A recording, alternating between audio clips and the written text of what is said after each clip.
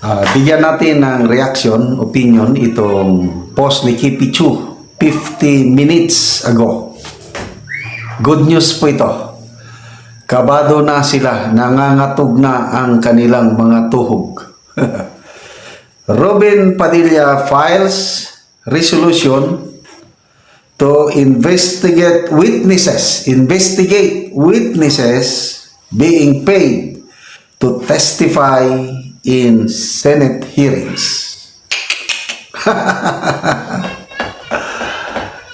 Sabi ni Kipi, thank you very much, Senator Robin Padilla, for initiating the resolution to start a Senate probe on alleged bribery where witnesses are reportedly being paid to testify in Senate hearings. Dapat di tayo madistract sa mga powerful na tao weaponizing the law para di pag-usapan ang mga issues nila.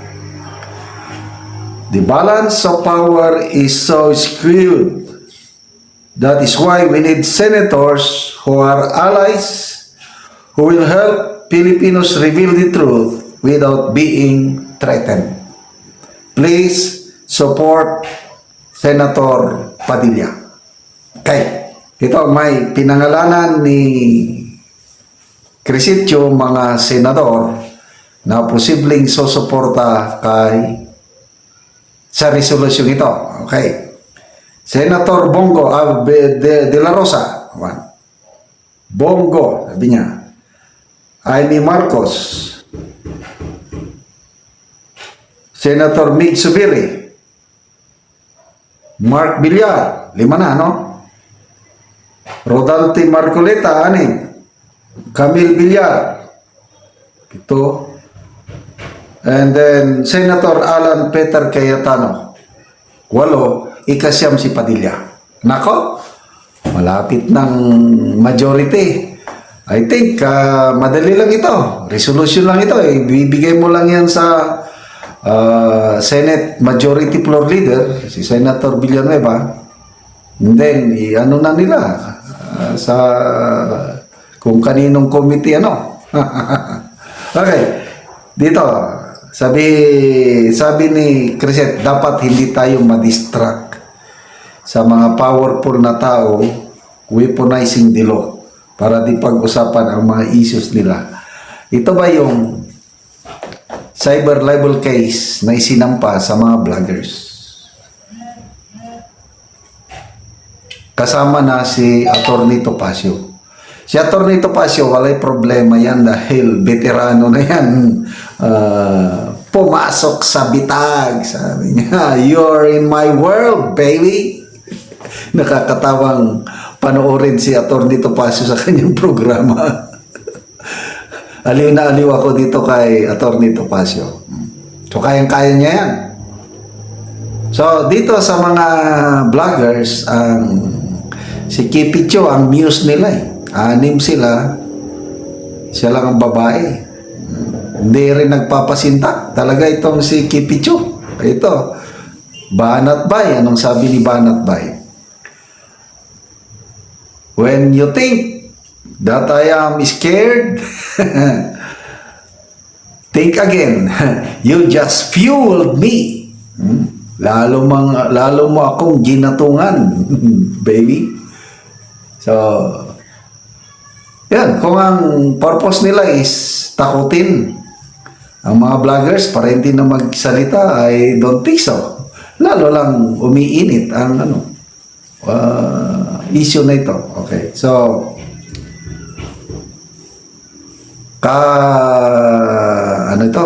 nakaka-excite yung July 28 na opening, Kasi babantayan natin dyan. Although, na ito, on the ball na ito, yung pagiging Senate President ni Senator Esquidore. Siya na talaga.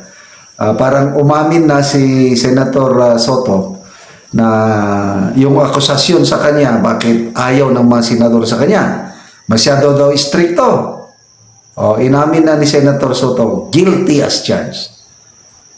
So sabi ni Senator Soto kung yan ang dahilan na di nila ako gustong iluklok na Senate President, so be it. Talagang stricto ako.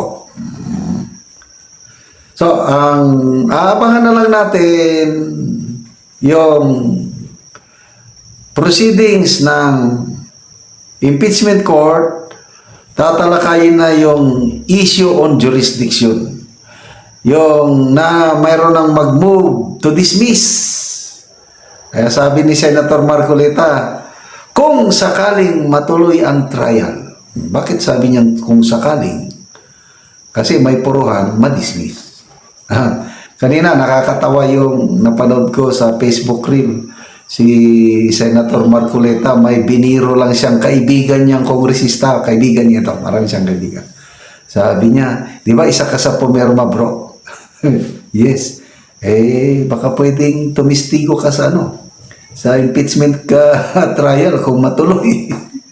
Huwag naman. Sinabi mo sa akin noon na hindi mo na binasa yung articles of impeachment dahil ang dami, pumirma ka diretso. Di pagkakataon mo na magpaliwanag na, parang awa mo na, huwag naman. Takot yung mga kongresista na patawag ni Senator Marcoleta kung sakaling matuloy kasi na sila, dihado na sila sa usapin ng impeachment. Ang dami nilang loopholes, nakikita na ng Korte Suprema, kaya na pinapasubmit na sila ng reply. Bakit ang House Secretary General pinatagal niya yung 3 impeachment complaint? Meron ba siyang authority? May discretionary power pa siya na hindi ni-repair kagad? Bakit hindi niya sinunod yung nakalagay sa Constitution na shall be referred immediately to the office of the Speaker of the House? Hindi niya ginawa. Ngayon nagpapalusot, kinausap daw siya ng mga kongresista. Pwede ba yun? Katanggap-tanggap ba yan sa mga maestrado sa Korte Suprema, yung kinausap ka lang ng mga kongresista? Binayolate mo yung nakalagay sa Constitution na shall be immediately referred to. Anyway, ganyan yan. So, abangan natin. Kaninong committee mapupunta ang investigasyon? Nakikita ko na sigurado mayroong investigasyon sa Senado tungkol sa mga di umano binabayaran na mga witnesses para mag-testify.